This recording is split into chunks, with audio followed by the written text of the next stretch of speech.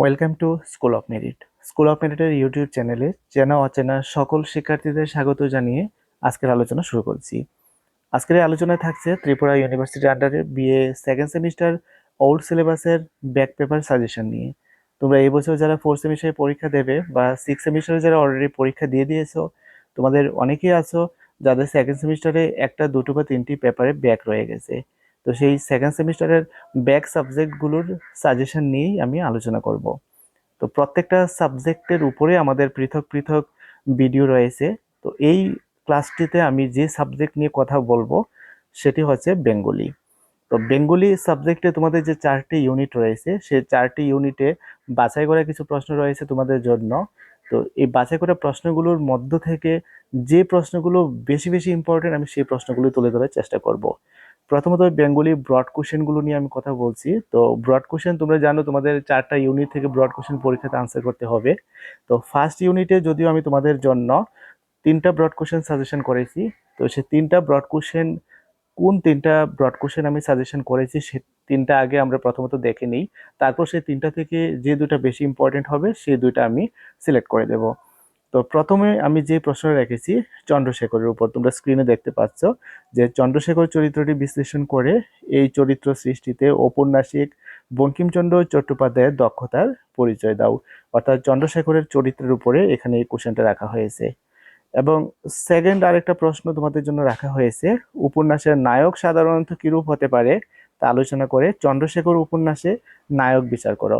অর্থাৎ চন্দ্রশেখর উপন্যাসের মধ্যে কোন চরিত্রটিকে আমরা নায়ক চরিত্র হিসেবে অভিহিত করতে পারি সেটা নিয়ে এটা আলোচনা করার কথা বলা হয়েছে। এবং 3 নম্বরে আরেকটা প্রশ্ন তোমাদের জন্য রাখা হয়েছে, সেটি হচ্ছে বঙ্কিমচন্দ্র চট্টোপাধ্যায়ের চন্দ্রশেখর উপন্যাসে বর্ণিত প্রতাপ চরিত্রটি বিশ্লেষণ করো। তো কোন 3টা প্রশ্ন তোমরা দেখতে পেয়েছো? এবার যদি 3টা প্রশ্নের মধ্য থেকে দুটো প্রশ্ন তোমাদেরকে বাছাই করে দেওয়ার কথা বলো, তাহলে প্রথমে আমি বলবো যে চন্দ্রশেখর চরিত্রটি বিশ্লেষণ করে এই চরিত্র সৃষ্টিতে ঔপন্যাসিক বঙ্কিমচন্দ্র চট্টোপাধ্যায়ের দক্ষতার পরিচয়। এই কোশ্চেনটা ভেরি ভেরি ইম্পর্টেন্ট। এই কোশ্চেনটা তোমরা একটু ভালো করে স্টাডি করে নিও। এবং সর্বশেষ 3 নম্বরে আমি যে একটা প্রশ্ন রেখেছিলাম কিছুক্ষণ আগে, তোমরা দেখেছো যে বঙ্কিমচন্দ্র চট্টোপাধ্যায়ের চন্দ্রশেখর উপন্যাসে বর্ণিত প্রতাপ চরিত্রটি বিশ্লেষণ করো। এই কোশ্চেনটাও মোস্ট ইম্পর্টেন্ট। আশা করি এই দুটো কোশ্চেন ভালো করে যদি তোমরা স্টাডি করো, এই দুটো থেকে একটি কোশ্চেন তোমাদের পরীক্ষাতে কমন পড়ে যাবে। তো ইউনিট 1 থেকে এই কোশ্চেনগুলোই তোমরা একটু জোর দিয়ে পড়বে। এবার আমরা দেখে নিচ্ছি ইউনিট 2-তে যে ব্রড কোশ্চেনগুলো সাজেশনে রাখা হয়েছে। প্রথম কোশ্চেনটা রাখা হয়েছে, আঞ্চলিক উপন্যাস কাকে বলে? আঞ্চলিক উপন্যাস হিসেবে পদ্মা নদীর মাঝি উপন্যাসের সার্থকতা আলোচনা করো। তো এই কোশ্চেনটা অবশ্যই একটি ইম্পর্টেন্ট প্রশ্ন। এবং 2 নম্বরে যে কোশ্চেনটা রাখা হয়েছে সেটা হচ্ছে, পদ্মা নদীর মাঝি উপন্যাসে বর্ণিত মাঝি মাল্লাদের জীবনের যে জীবনচিত্র ফুটে উঠেছে তা বর্ণনা করো। অথবা দিয়েও প্রশ্ন আসতে পারে, মানিক বন্দ্যোপাধ্যায়ের পদ্মা নদীর মাঝি উপন্যাসে পদ্মা তীরবর্তী জনজীবনের যে পরিচয় পাওয়া যায় তার সংক্ষেপে আলোচনা করো। এবং 3 নম্বরে একটা কোশ্চেন রেখেছিলাম, পদ্মা নদীর মাঝি উপন্যাসের অবলম্বনে মালা ও কপিলা চরিত্রগুলো আলোচনা করো। তো এই 3টা প্রশ্নের মধ্য থেকে তোমরা যদি বলো যে দুটো প্রশ্ন বাছাই করে দেওয়ার জন্য, তাহলে আমি প্রথমত বলবো যে আঞ্চলিক উপন্যাস কাকে বলে এবং আঞ্চলিক উপন্যাস হিসেবে পদ্মা নদীর মাঝি উপন্যাসের সার্থকতা। এই প্রশ্নটাই বেশি ইম্পর্টেন্ট, এটাকে ভালো করে পড়বে। এবং 2 নম্বরে যে প্রশ্নটাকে গুরুত্ব দিয়ে পড়বে, আমি সাজেশনের 3 নম্বরে যে কোশ্চেনটা রেখেছিলাম যে পদ্মা নদীর মাঝি উপন্যাস অবলম্বনে মালা ও কপিলার চরিত্রগুলো। তো এখানে এই যে দুইটা চরিত্র রয়েছে, এই দুইটা চরিত্র একটু ভালো করে পড়লে আশা করি দুইটা চরিত্র থেকে একটা চরিত্র তোমাদের কমন পড়ে যাবে। তো এই কোশ্চেনগুলো একটু ভালো করে পড়বে। এবার আমরা দেখে নিই যে ইউনিট 3 ব্রড কোশ্চেন তোমরা কি পড়বে। তো ইউনিট 3-তে তোমরা জানো তোমাদের কয়েকটা ছোট গল্প রয়েছে। তো এখানে প্রথমত যে ছোট গল্পটার উপরে আমি কোশ্চেন দিয়েছি সেটা হচ্ছে সারেং। আর এই সারেং গল্পের উপরে বিভিন্নভাবে কোশ্চেন আসতে পারে। তো আমি আমার স্টুডেন্টদেরকে এমনভাবে আনসারটা গুছিয়ে দিয়েছি যে যেভাবেই কোশ্চেন আসুক না কেন, তোমরা যদি এই আনসারটা লিখো তাহলে পরীক্ষাতে অবশ্যই কমন পড়বে। তো তবু আমরা দেখে নিচ্ছি যে কোশ্চেনের ধাঁচ কিরকম হতে পারে। যে অচিন্ত্য কুমার সেনগুপ্তের সারেং গল্পের বিষয়বস্তু আলোচনা করে গল্পটির অন্তর্নিহিত ব্যঞ্জনা কি তা ব্যাখ্যা করে। অর্থাৎ সারেং গল্পের বিষয়বস্তুর উপর একটা কোশ্চেন আসতে পারে। এবং সেকেন্ড আমরা যে প্রশ্নটা ইম্পর্টেন্ট রেখেছিলাম সেটা চোর গল্পের উপরে। যে চোর গল্পে নিম্ন মধ্যবিত্ত এবং মধ্যবিত্ত জীবন বাস্তবতার যে একখান পাওয়া যায় তা আলোচনা করো। অথবা বিভিন্নভাবে কোশ্চেনটা আসতে পারে।